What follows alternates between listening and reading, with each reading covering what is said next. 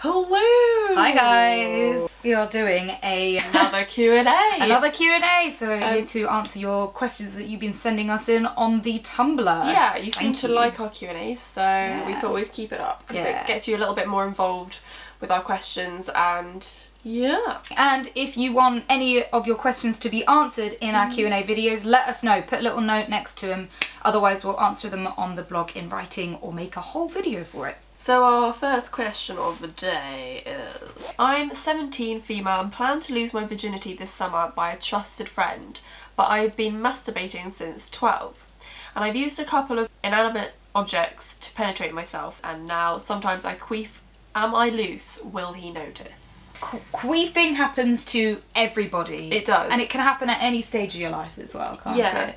Doesn't matter whether you're young, it doesn't matter whether you're old, it's got nothing to do with how tight you are or how loose you are. No, it's usually to do with the position you're in. Yeah. Or the object that you're using. Because it sounds like inanimate object, it doesn't sound like it necessarily would be like a dildo or anything, which isn't shaped like a penis. I mean, queefing's fucking scary anyway. We do have a video on queefing if you want to have a look. Check it out. And queefing isn't a fanny fart. It's not your fanny releasing gas. It's trapped air that's sucked into your fanny and then had been expelled. So it's something that you often get when you're in a certain position or when you're doing certain breathing.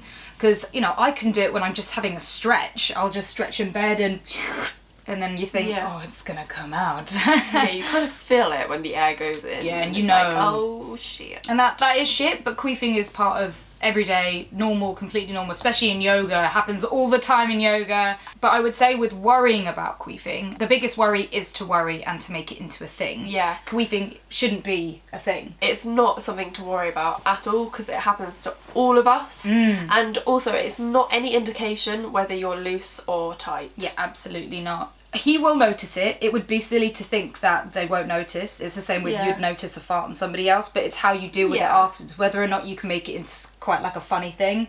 I mean, no one likes a queef. It throws you out of the sexy feelings, but if you act like it's quite comedic, it's quite funny. But if you're with someone that you feel comfortable with, make it into a joke. Be like, oh, well, fuck you for doing that. Because most of the time, it is a guy, you know, accidentally pushing the air inside of you, or if you're fucking in doggy position, which is when I queef. Yeah, I always queef in doggy. Always. And that's just because the position that you're in, the way that you're sucking in, the way that you're breathing, just, it almost draws in the air from your pussy.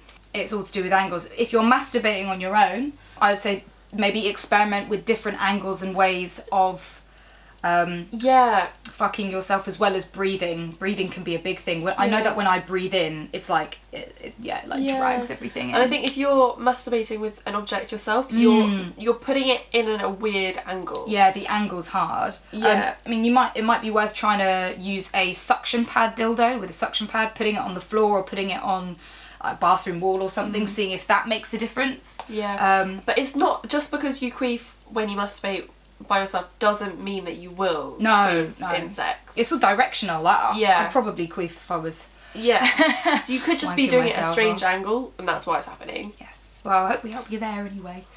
Next question. Hello, I just found out that my boyfriend only gets really turned on and hard when we're doing naughty things in really risky places, like where people can be able to see us.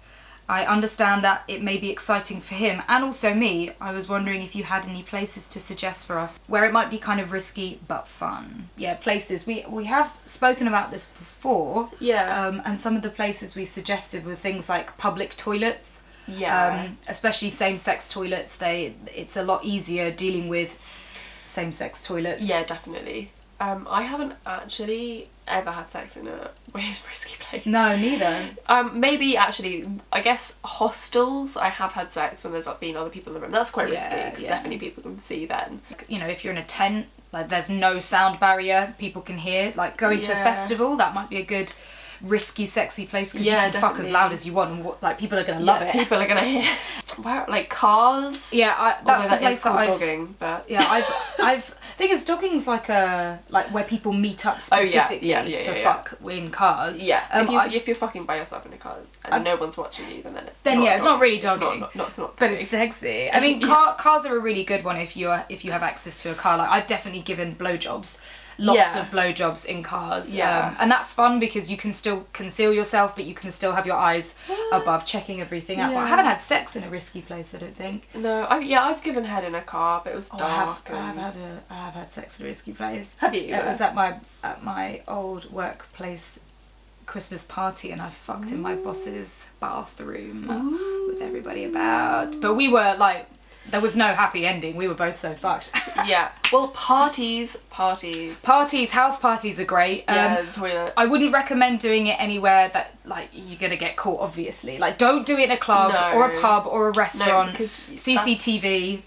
Yeah, you don't want people taking photos. Yeah. You don't want to get caught by the police. Yeah. On top of that, you know, it's you'd be put down as indecent exposure. It wouldn't be like, oh, caught fucking in public. It would be, people could misconstrue that as that you were flashing somebody. Yeah. So you do have to be careful about where you do it. And also gardens, you know, with fences and walls, and you feel like, oh, your neighbours could see you, and fuck in a garden. Like, it's your own private property, do it. Yeah. Also, like, against windows, out of windows. Out like, of windows and leaning out against windows. That's such a good one, yeah. Like, especially if it's like, you know, if you want to watch people but not necessarily be seen, doing it in a dark room and it's daylight outside, hardly anyone can see in. Balconies. Yeah, balconies is a good one, yeah, definitely. Just make sure you're comfortable with it as well as him. Like, you don't have to do it if you don't want to do it. Absolutely. Because it sounds like it's more him enjoying it than you, but you also enjoy it, but you might not want to do it all the time. Because you let him know. You do have to feel relaxed and comfortable to really enjoy the sex.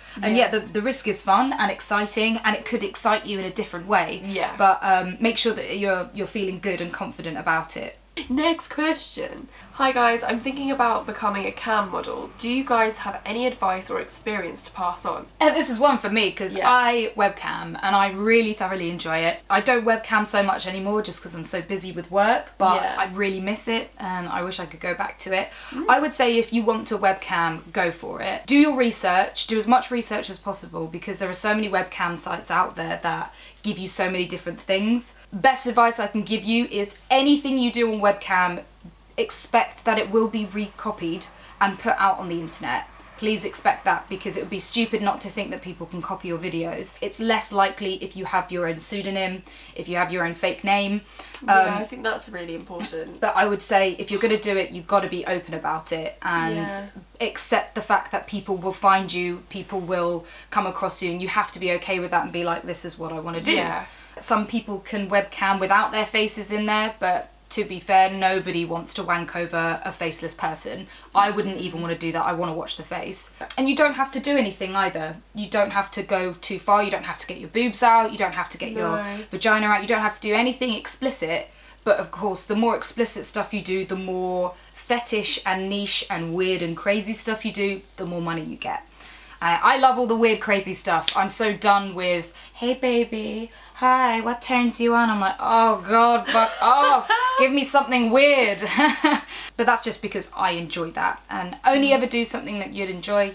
And it always helps if you've got somebody there to show you the ropes. So do your research. Because you were living with me while I was webcamming. Yeah. I mean, could you ever hear me? And I mean, I guess if I was like screaming, like, oh! Yeah, I mean, I think I have heard you in the past, but nothing like... Obviously, I'm okay with it as well, so I didn't really think much of it. Yeah. But I guess if you are in a shared house, you do have to think about people being able to hear you and stuff. Especially with parents. Yeah. On a lot of webcam services, you don't have to talk. You can just type. It's a bit like MSN, but with video. Yeah. Like Skype. But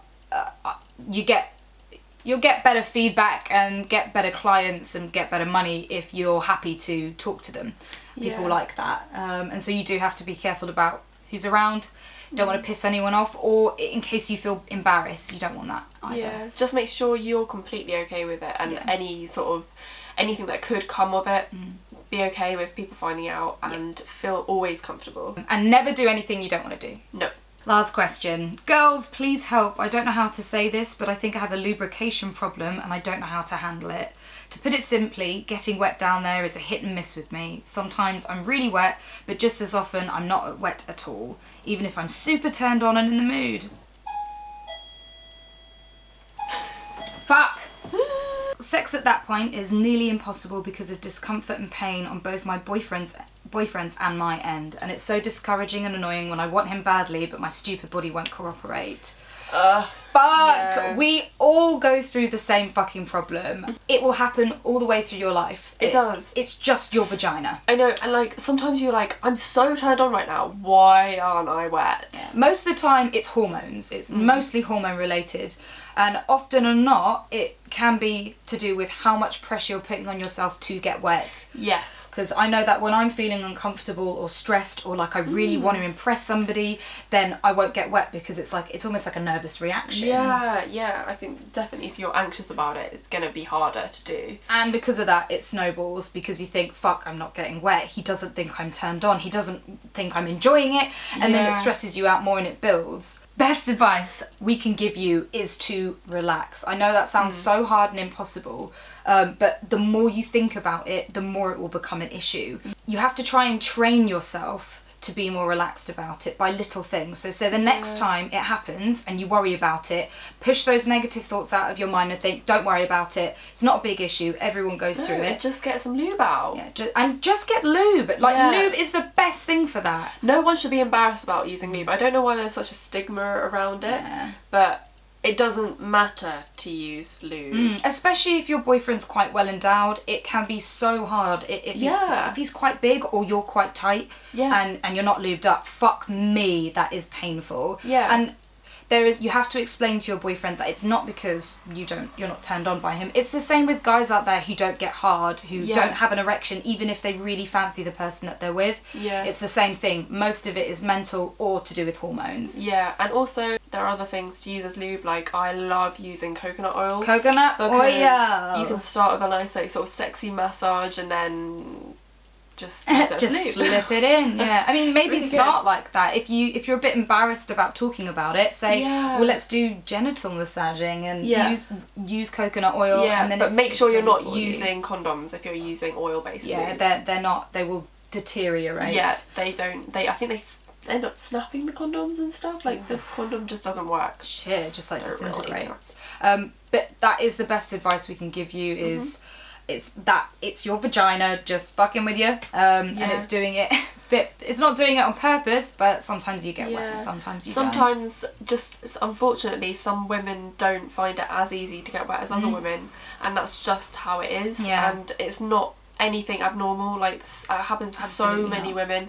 Just understand that you're not the only one out there that this happens to. It happens to us. We've both experienced it, like all the time. Yeah. It's the first initial penetration's quite dry, yes, and then you lube up. Yeah, exactly. I mean, another tip is like if you do feel like there's lube up inside you, but it's not come out because obviously it's harder. Just finger yourself. Just like finger yourself, smear it around a little bit before he goes in, or ask your boyfriend to finger you. Yeah, exactly. Foreplay as well, because sometimes if you just don't do any foreplay before having sex, then you're not going to be that wet. And it's just going to be harder. That's just the way it is. And act cool about it. Don't make it into an issue. If you make it into an issue, if you're worried about it, if you stress, it becomes an issue. If you think, right, okay, I'm just going to deal with it. It's cool, totally fine. Fuck, I'm not wet again. Okay, let's oh shit, that's a bit annoying, but finger me. Yeah, just chill, use lube, and enjoy yourself. Enjoy it. So that's the end of our Q&A video. We hope you enjoyed these answers. If you have any other questions, please comment down below. If you've got any other answers to the questions that we've answered, then comment below as well. Thank you very much. Yeah, subscribe and like our videos. Bye. Bye.